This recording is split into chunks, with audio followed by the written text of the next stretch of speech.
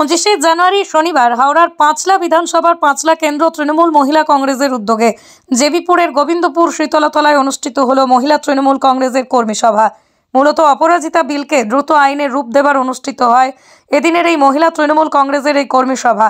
আর পাঁচলা কেন্দ্র তৃণমূল মহিলা কংগ্রেস আয়োজিত এই কর্মী সভায় উপস্থিত ছিলেন পাঁচলার বিধায়ক গুলশান মল্লিক, ছিলেন দক্ষিণ হাওড়ার বিধায়িকা তথা হাওড়া সদর তৃণমূল মহিলা কংগ্রেসের সভানেত্রী নন্দিতা চৌধুরী, ছিলেন হাওড়া জেলা পরিষদের কর্মাধ্যক্ষ রিজিয়া খাতুন, ছিলেন হাওড়া জেলা পরিষদের সদস্য আলকাশ মোর্শেদ ওরফে বাবু, উপস্থিত ছিলেন হাওড়া জেলা পরিষদের সদস্য তথা পাঁচলা কেন্দ্র তৃণমূল মহিলা কংগ্রেসের সভানেত্রী শর্মিষ্ঠা মণ্ডল, ছিলেন পাঁচলা কেন্দ্র তৃণমূল কংগ্রেসের সভাপতি বিপ্লব পাত্র, ছিলেন পোলগস্তিয়া গ্রাম পঞ্চায়েতের প্রধান শেখ নিজামুদ্দিন, উপস্থিত ছিলেন জুজারশাহ অঞ্চল তৃণমূল কংগ্রেসের সভাপতি খলিল আহমেদ, ছিলেন গোবিন্দপুর অঞ্চল তৃণমূল কংগ্রেসের সভাপতি গুরুপদ মাঝি সহ পাঁচলা কেন্দ্র তৃণমূল মহিলা কংগ্রেসের সকল অঞ্চলের সভানেত্রী সহ বহু কর্মী সমর্থক।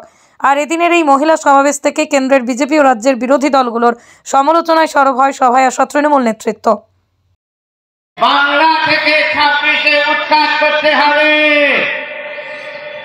মমতা ব্যানার্জিকে উৎখাত করা যাবে না। মমতা ব্যানার্জি এমন একটা শক্ত মহিলা, ওজন কম হতে পারে,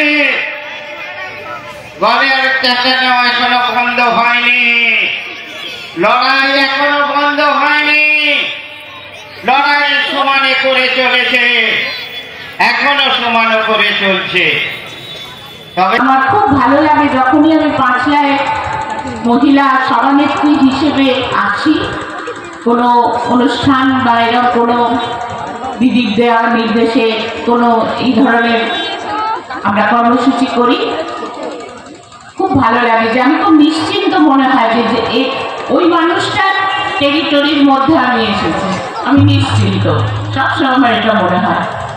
যাই হোক, আজকের যে কর্মসূচিতে আমরা পালন করছি, আপনারা বোধহয় অনেকেই জানেন, এখানে মা বোনেরা আছেন, তাদেরকেও আমি স্বাগত জানাচ্ছি আজকের এই কর্মসূচিতে। মঞ্চে প্রধানমন্ত্রী উনি অনেক কিছু বলেছিলেন, উনি বলেছিলেন 15 লক্ষ টাকা দেবে, উনি বলেছিলেন 2 কোটি চাকরি দেবে, উনি অনেক ভাষণ দিয়েছে, কিন্তু রেশনটা কিন্তু দিয়েছে আমার দিদি দুয়ারের মাধ্যম দিয়ে।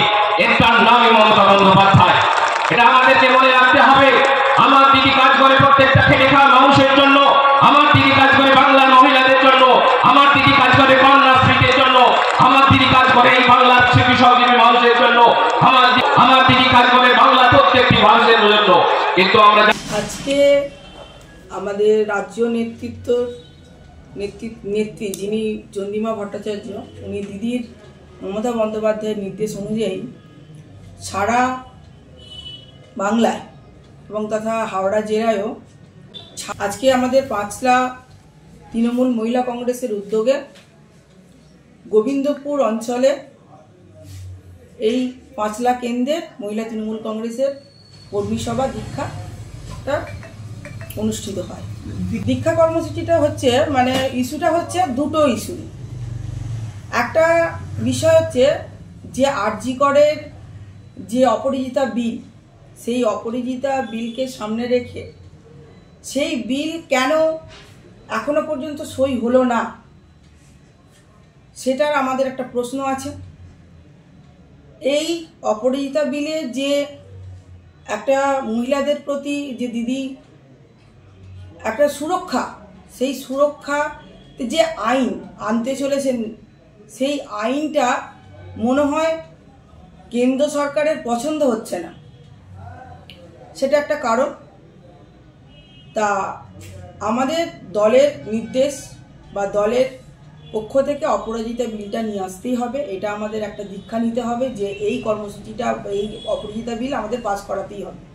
2 নম্বরটা হচ্ছে আমাদের 26-এ বিধানসভা, এই 26-এর ভোটটাকে সামনে রেখে এর একটাও মহিলাদের দীক্ষা, কারণ আমরা মমতা বন্দ্যোপাধ্যায়ের দীক্ষায় দীক্ষিত, তেনার শিক্ষায় শিক্ষিত।